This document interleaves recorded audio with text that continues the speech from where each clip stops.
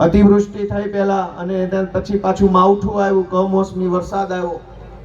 આખા ગુજરાતનો અલગ અલગ પાક વાવતા ખેડૂતોના નુકસાન ગયું. કોઈને કપાસમાં, કોઈને મગફળીમાં, કોઈને તલમાં નુકસાન ગયું, કોઈને કંઈક.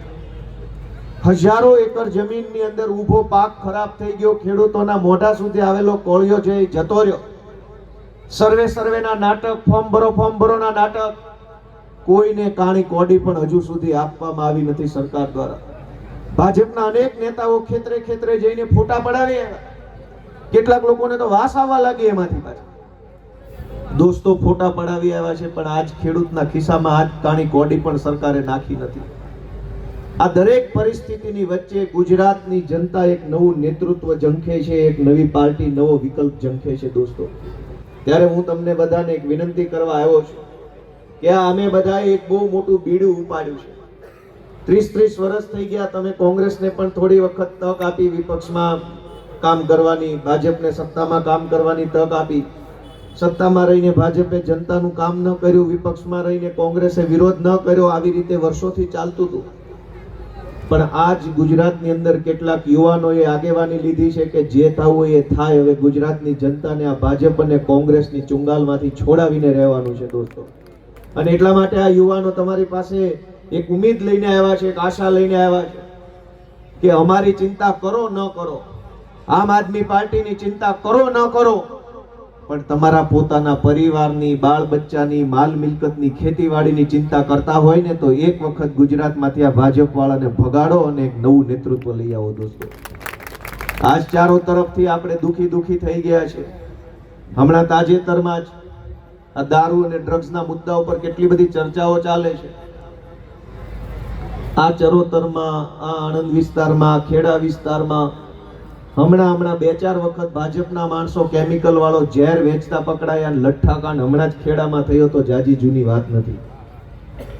મિત્રો, એક પરિસ્થિતિની કલ્પના કરો કે હજારો એવા પરિવારો છે.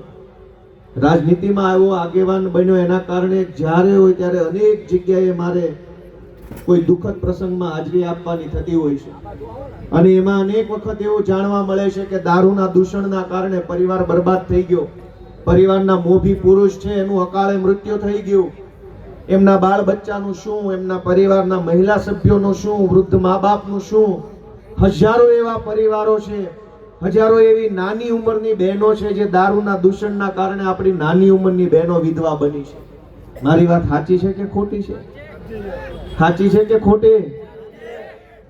અનેક એવા પરિવારો છે જેમાં દીકરીઓ, બહેનો નાની ઉંમરમાં વિધવા બની છે. એમના બાળ બચ્ચાનો આશરો છીનવાઈ ગયો છે.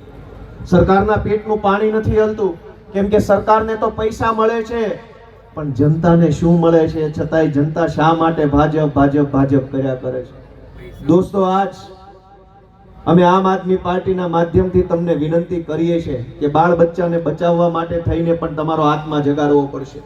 ગુજરાતની અંદર બેફામ ડ્રગ્સ વેચાય છે અને ડ્રગ્સની વિરુદ્ધમાં, દારૂની વિરુદ્ધમાં ધારાસભ્ય જિગ્નેશભાઈ મેવાણીએ અવાજ ઉઠાવ્યો તો પોલીસ, ભાજપ અને બુટલેગર ત્રણેય એની સામે એના વિરોધમાં પડ્યા. તમે વિચાર કરો કે ડ્રગ્સનો વિરોધ કરનારાનો વિરોધ કરે છે. અને જિગ્નેશભાઈને એમ કીધું કે પટ્ટા ઉતારી લઈશ. એ નિવેદનને હર્ષ સંઘવી, ભાજપના નેતાઓ તોડી મરોડી ખોટી રીતે રજૂ કરી અને જાણે જિગ્નેશભાઈએ બહુ મોટું પાપ કર્યું હોય, ખોટું બોલ્યા હોય એવી રીતે એને બદનામ કરવાની કોશિશ કરે છે. પણ મારે ગુજરાતની સૌ જનતાને કહેવું છે, ભાજપના માણસોને કહેવું છે અને સરકારી નોકરી કરતા વ્યક્તિઓને વિનંતી કરવી છે કે સંવિધાનના કારણે મહેનત કરીને મળેલો પટ્ટો કમરે પહેરવા આપ્યો છે, ગળામાં પહેરવા નહીં. જે લોકો ટોમીની જેમ ગળામાં પટ્ટો પહેરી લેશે એનો પટ્ટો તો કાઢવો જ પડે એમ છે. પટ્ટા કમરે પહેરવા માટેના છે. કમરે પહેરો, ટાઈટ ઉભારો, છાતી કાઢીને લડો, અમે તમારી સાથે છીએ, અમારી તમને સેલ્યુટ છે. પણ કમરનો પટ્ટો કમરેથી કાઢી હર્ષ સંઘવીના ટોમી બની જશો ગળામાં પટ્ટા ફેરીને તો પટ્ટા ઉતરશે. ટોમીના ગળામાં પટ્ટો નહીં રહેવા દઈએ. જેના કમરે પટ્ટા હશે, જેની કમર સીધી હશે, જેની છાતી ચોડી હશે, એની અમે સાથે છીએ. પણ ઘણા અધિકારીઓને હર્ષ સંઘવીના ટોમી બની ગળામાં પટ્ટા પહેરી પ્રમોશનો જોતા છે. અમે આપશું તમને પ્રમોશન 2027માં સીધું સાબરમતીમાં. અમને બધી ખબર પડે છે. એક જ જાતની સહી કરીને સાબરમતીમાં પ્રમોશન, આખું એક કોટડી જ અલગ બનાવવાની છે પ્રમોશનની, ટોમી કોટડી. જેણે જેણે પટ્ટા ગળામાં પહેર્યા છે એ બધાને પ્રમોશન આપવામાં આવશે, અને જેણે કમરે પટ્ટા પહેર્યા છે એને સેલ્યુટ કરવામાં આવશે આમ આદમી પાર્ટીની સરકાર દ્વારા. દોસ્તો, ગુજરાતની અંદર તમામ સરકારી વ્યક્તિઓમાં 3 વકલ છે. 3 કેટેગરીના અધિકારીઓ આખા ગુજરાતની અંદર શાસન કરે છે. એક કે જેણે સરકારી નોકરી, સંવિધાન બધું જ નેવે મૂકી અને ભાજપની ગુલામી સ્વીકારી લીધી છે કે અમે આ ભાજપના નેતાઓના ગુલામ છીએ, જેટલું કહેશે એટલું જ કરવાનું છે. એક એવી કેટેગરીના માણસો છે જે 100% ગુલામ બની ગયા છે ભાજપના. બીજા એવી કેટેગરીના માણસ છે કે જેને પૈસા પૈસા પૈસા, બીજી કોઈ વાત નહીં, લાવો પૈસા, લાવો પૈસા, લાવો પૈસા. અને ત્રીજી કેટેગરી છે ઈમાનદાર અધિકારીઓ અને કર્મચારીનો, જેટલી બદલી થાય એટલી થઈ જાય, બાકી પૈસા પણ નહીં, ભાજપની ગુલામી પણ નહીં, હું જે સંવિધાનમાં લખ્યું એ કામ કરીશ એવા ઈમાનદાર કર્મચારીઓ. મારી વાત સાચી છે કે ખોટી છે? દોસ્તો, આ 3 કેટેગરીના અધિકારીઓ ગુજરાતની અંદર છે, અને એના કારણે હાલત શું બની છે આપણા સૌની.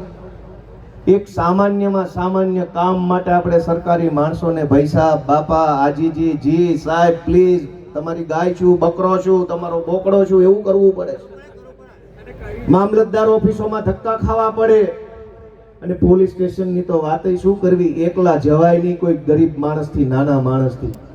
હું જો ખોટું બોલતું હોય તો બધા મને કહો કે એકલા જવાય છે પોલીસ સ્ટેશનમાં?